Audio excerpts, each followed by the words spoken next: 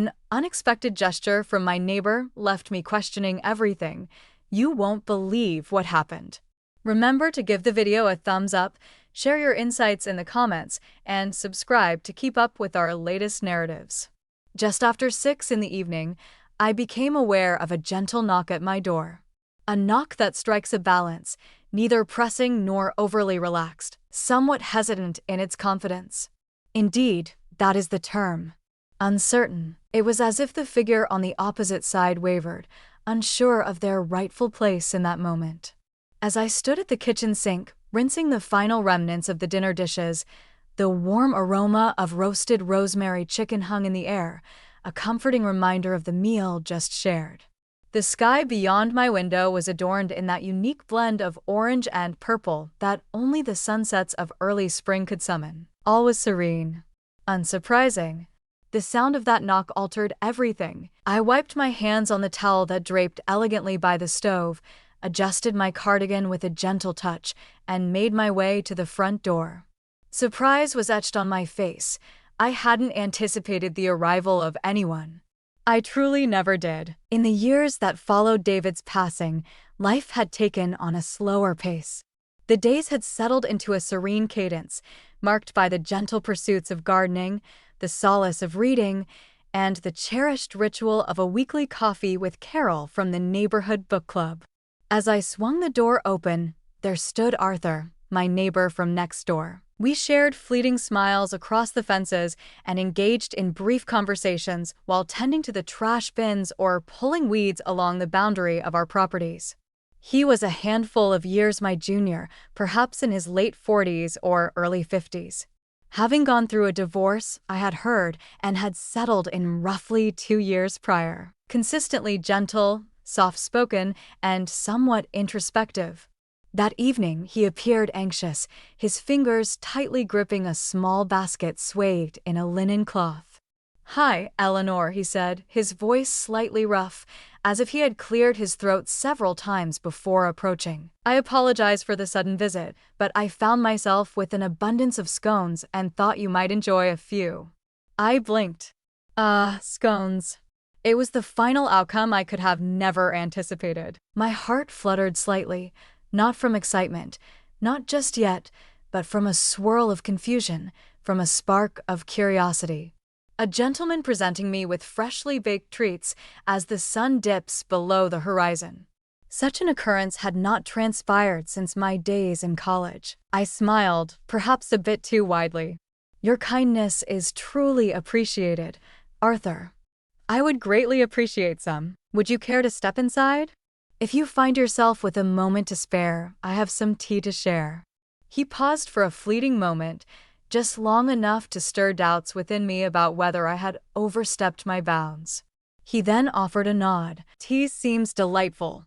We lingered in the sunroom, where the final rays of daylight poured through the windows, enveloping the space in a warm, golden glow.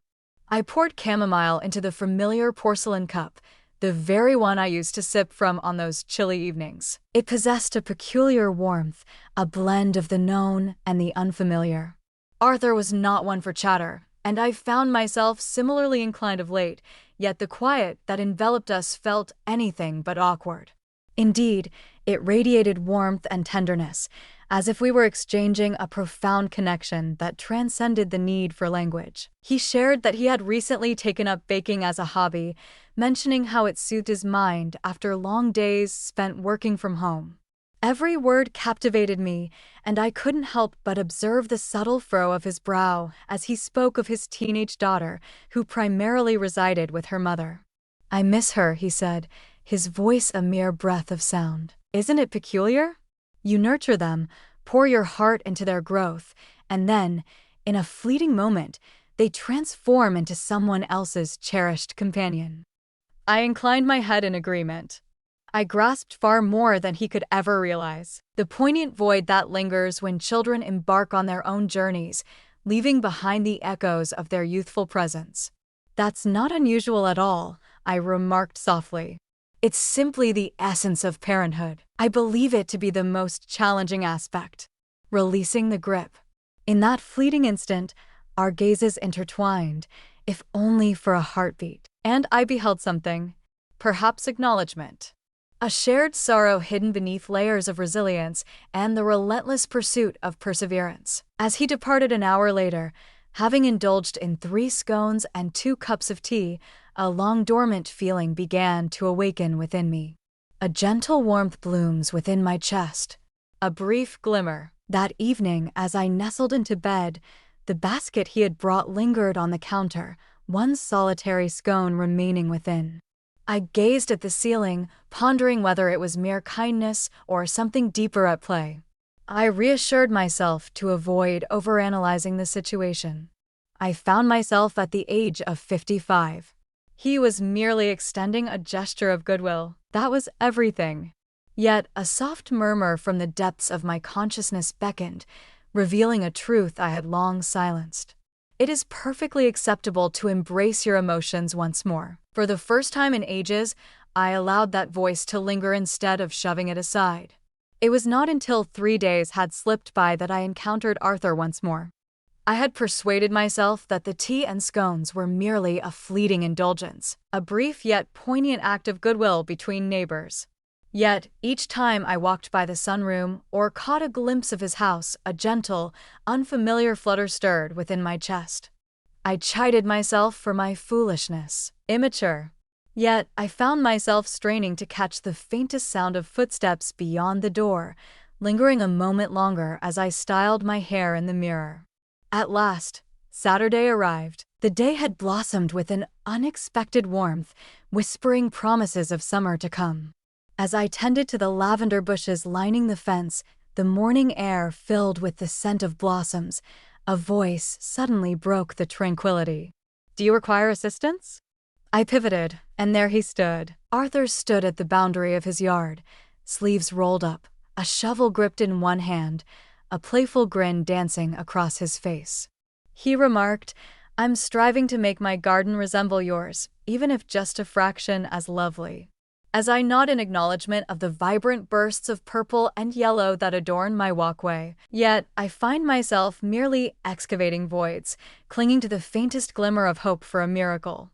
I chuckled, brushing the sweat from my forehead with the back of my glove.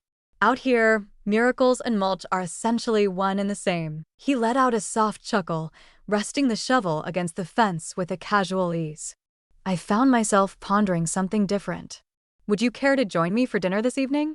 Nothing extravagant, merely a creation I'm assembling. I would relish the companionship.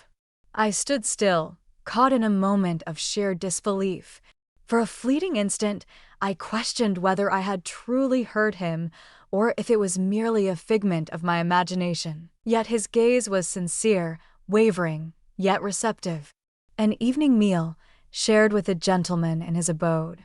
It had been, my word, more than 10 years since I found myself in such a predicament. This time, my smile unfolded more gradually. I would absolutely cherish that. Arthur's house mirrored his essence perfectly, orderly and modest, adorned with subtle personal details that hinted at depths he may not have fully acknowledged. Along the hallway, framed photos of his daughter adorned the walls, while a bookshelf brimming with travel guides occupied a prominent place in the living room. Candles were arranged meticulously on the table, just 2, nothing extravagant, and a lasagna that enveloped the space with an aroma that instantly evokes a sense of belonging. As we dined, the dialogue unfolded with a newfound ease. We delved into our histories, exploring not merely the events, but the nuances that lingered in the silence between them. "I once envisioned my retirement in Italy," he remarked, a nostalgic smile gracing his lips, "where I would open a quaint cafe by the water."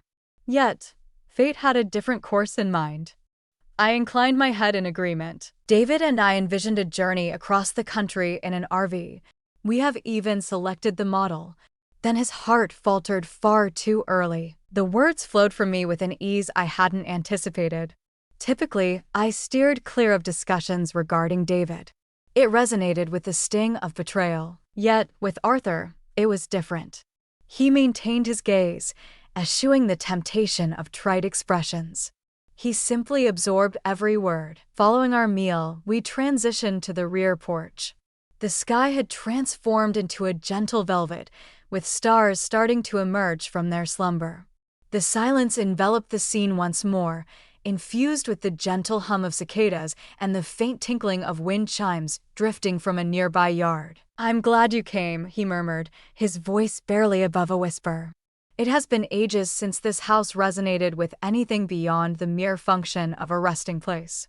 I gazed at him then, truly gazed, the soft creases framing his gaze, the manner in which his hands lay upon the chair's arms, unwavering and firm. Then, once more, he took an action that left me astonished. He extended his hand toward mine. He neither grasped it nor drew it closer to himself. His fingers merely grazed mine, a subtle beckoning. There was a moment of uncertainty, not due to a lack of desire, but rather because the sensation of being touched with such tenderness had slipped from my memory. It lacked any sense of haste, instead radiating warmth and respect, a connection that conveyed an understanding, an invitation to delve deeper into one another's essence. I allowed my fingers to entwine with his. We lingered in that moment, hands poised between us, two souls connected by an unvoiced understanding, something undeniably tangible. As I strolled home beneath the shimmering stars, my heart beat with a tranquil rhythm, no longer racing with anxiety or doubt, but rather pulsing with an unfamiliar sense of serenity, a steadiness I realized I had longed for. That evening, I found myself by the window, pen in hand, as I penned a single sentence in my journal for the first time in years. A stirring is occurring within me once more. Uncertainty loomed over the path ahead, leaving me in the dark about its destination. Yet, I was aware of this. It had transcended the mere notion of a neighbor. It revolved around potential, around unearthing a facet of myself I believed had slipped away with the passage of time.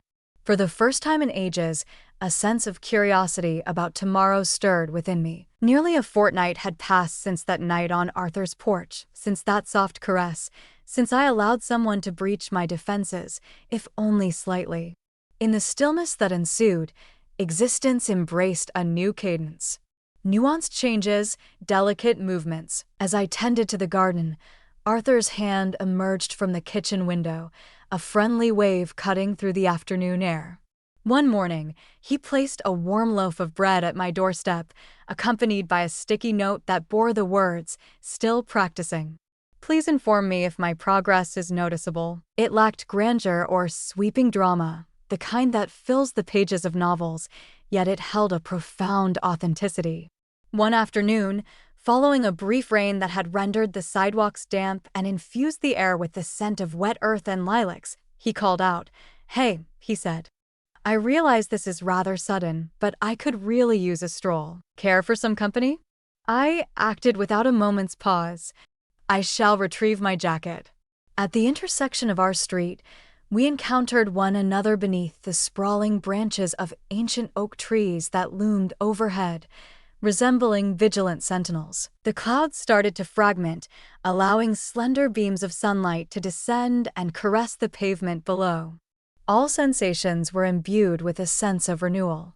We ambled along, not from a sense of caution, but rather because neither of us felt the urgency to reach a destination. On that day, an intangible essence lingered in the atmosphere, a subtle vibrancy that infused life into every moment. Initially, our conversation revolved around the minutiae of life, his job, and my recent endeavor to breathe new life into the tomato plants. As we ventured onto the path winding through the neighborhood park, our conversation effortlessly deepened. "This trail was once a path we walked together," Arthur murmured gently, "my daughter. In her childhood, she found joy in gathering stones, weaving tales of their enchantment. Once, she handed me one and assured me it would shield me from the sorrows of adulthood." He smiled, yet the warmth never touched his eyes. "Is it still in your possession?" I inquired softly. He inclined his head in acknowledgement. "The uppermost compartment of my bedside table. Whenever the thought of discarding it crosses my mind, I find myself unable to do so." I hesitated for a moment, then extended my hand to grasp his once more, reminiscent of that evening spent on the porch. This time, There was an unwavering resolve. "I believe it continues to function," I remarked. He halted his steps, standing there beneath the blooming dogwood tree, and gazed at me in a manner that left me momentarily breathless. "Eleanor, I never imagined I could experience these feelings once more." I was taken by surprise. "We have both experienced the tapestry of life." A smile graced my lips. "We possess, and we have been defeated. Perhaps that is precisely the reason this holds significance." He nodded with deliberation, then delved into his coat pocket and retrieved an object, a diminutive, polished stone, scarcely larger than a walnut. He rotated it in his grasp before softly depositing it into my palm. "You require protection as well," he remarked, my throat constricted. I had never encountered such tenderness before. Not any longer. Yet, in that fleeting instant, a truth emerged that I had long been reluctant to acknowledge within myself. Trust was slowly starting to weave its way back into my heart. We continued our stroll, fingers intertwined, the stone radiating warmth in my hand. As we strolled along, we encountered children riding their bicycles, couples pushing strollers, and the invigorating aroma of fresh grass mingling with the earthy scent of damp leaves enveloping us. And somewhere along that meandering journey, it struck me that I wasn't merely allowing someone to enter my life. I was making my exit, allowing myself to laugh freely, to be visible without embarrassment, to hope boldly without trepidation. As we arrived at the trail's conclusion, the sun hung low in the sky, its light stretching into elongated shadows that danced across the pavement.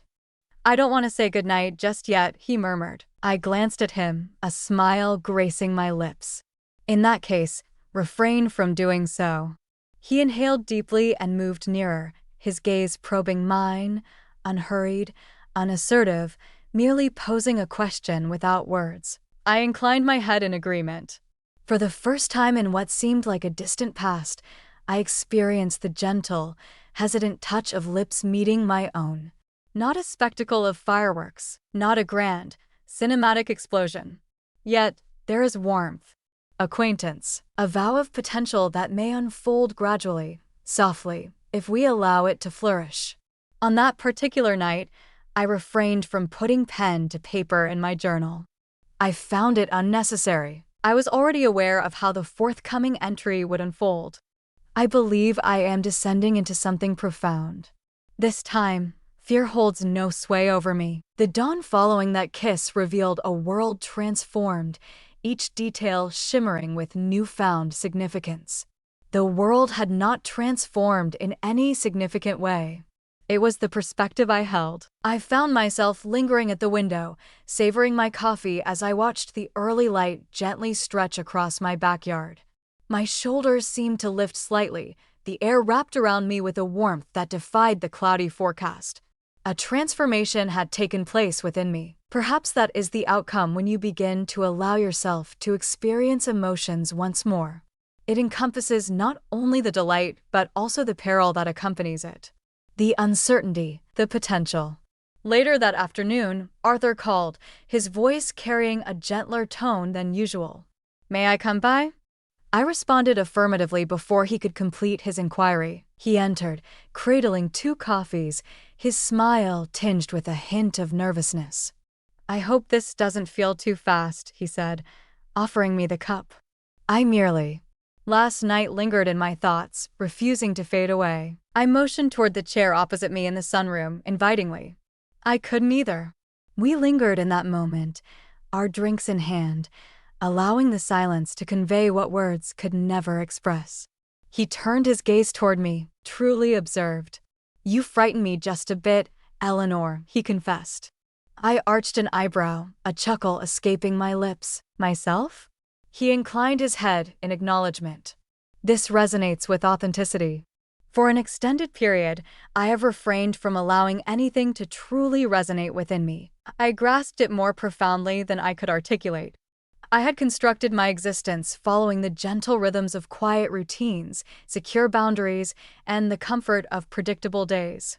It was an existence that demanded little from me, yet offered little in return, sufficiently ample. Arthur was something greater. I admitted, my own fear mirroring theirs. Perhaps that is a positive outcome. He smiled, and the trepidation in his gaze began to fade. The remainder of the afternoon was devoted to conversations about the unspoken thoughts that rarely found their way into the light of day. The sorrow that lingers, transforming its form as time unfolds. The facets of our being that we concealed for countless years, the aspirations we interred so profoundly that we lost sight of their enduring existence. And gradually, an image started to emerge, not of a romance crafted in bold, vivid hues, but one rendered in subtle, muted tones. A narrative not of second chances, but of fresh starts. That weekend, we ventured to the farmer's market side by side. Ordinary, perhaps, but not without its own quiet charm. Freshly gathered peaches, warm bread, and the joyful echoes of laughter drifting through the open air. Yet it seemed, indeed, the sort of ordinary that transforms into memory. As spring gracefully transitioned into summer, our lives started to intertwine in subtle, yet significant ways. Breakfasts on a Sunday morning. Collaborative crossword puzzles. A mysterious book appeared on my porch, accompanied by a note. I believe this will resonate with you. We took our time. There was no necessity for it. Affection. Genuine affection. It doesn't always arrive with flashes of brilliance or grand pronouncements. At times, it arrives with a deliberate, measured pace. A fleeting look exchanged over the dinner table, in the comforting knowledge that someone awaits you at the door after a long and arduous day. One evening, as we lingered on my porch, observing the fireflies twirl amidst the tall grass, he took my hand once more.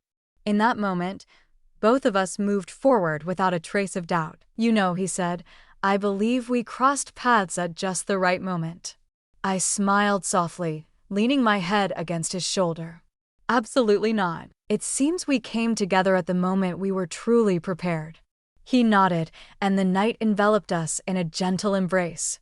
Not all had transformed. The world beyond continued its relentless spin, unchanged. The garden awaited the tender touch of weeding. The hands of the clock continued their relentless march forward. Yet within me, a door had swung wide, and I felt, deep within my being, that this chapter of my life held just as much value as any that had preceded it. Perhaps it marked the dawn of the most genuine chapter to date, one constructed not upon the foundations of youth, timing, or flawlessness, yet in the realm of comprehension. Courage is the quiet strength that propels us forward, a steadfast companion in the face of uncertainty. It whispers to us in moments of doubt, urging us to take that first step into the unknown. It is not the absence of fear, but the resolve to move beyond it, to embrace the challenges that lie ahead. In the tapestry of life, courage weaves threads of resilience and hope, reminding us that even the smallest acts can ignite the flames of change. It is a journey, not a destination, and each brave choice we make adds to the legacy of our spirit. In the serene enchantment of two souls who have traversed the trials of life, they have come to understand the essence of what truly holds significance. Thus, to all who may be inclined to hear, I offer these words. Persevere in your pursuit of connection. Do not shut the door on an opportunity simply because it arrived later than you anticipated. Occasionally, an unforeseen act can spark the start of it all.